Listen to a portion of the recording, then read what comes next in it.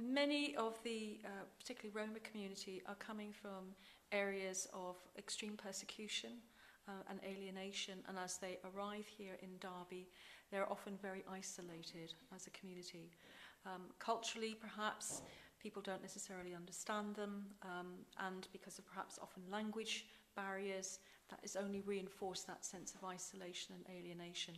Youth facilities before for Roma youth to go to, but actually these youth facilities or services are chargeable, which means the child which can go and attend the space in youth center has to pay 50 pence.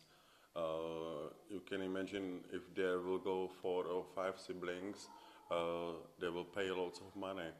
Just over a year ago, just when I arrived, there were some issues about large numbers of young people literally being outside the church in the evenings, often well into the night, sometimes maybe 40 or 50 youngsters. And as a result of them just being around, hanging around, obviously in such large numbers, that was creating some problems. And there was a potential Section 30, which is a powers of dispersal order, which was going to be put onto this area. This was October 2012.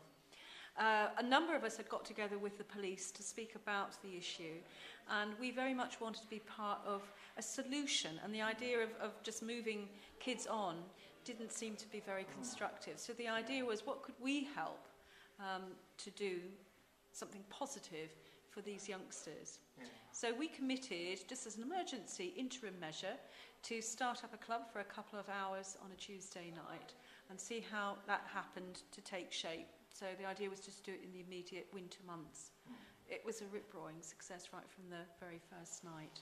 Children are always hanging around and are outside because it's also one of our culture that we are around and we are outside. Which I think this is good, you know, that we open the safe place free of charge and, you know, to address this issue that children are outside. We have over 500 that have been registered.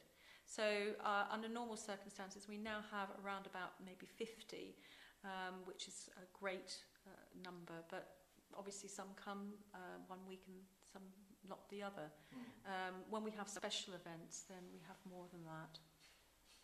We particularly obviously liaise with the police, but also the fire service, who came and did a fantastic demonstration here, explaining about things to do with electricity, because, for instance, there's a change in voltage from Eastern Europe to here, and about some of how that might all work.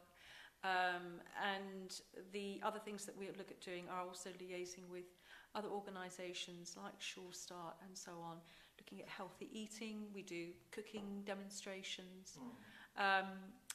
We have a number of guest speakers that we are looking at lining up for the year, and that will also include people from the health services. So the greatest achievement that we have, I think, is a bunch of youngsters who are really constructively engaged and who've got a real hope and a future in terms of this as their community. I came to Derby 7 years ago. Yeah, it was all right. I went to Symphony School, Symphony Community School. They really helped me with my English. Now I can speak like English fluently, which is good, so I can understand people more.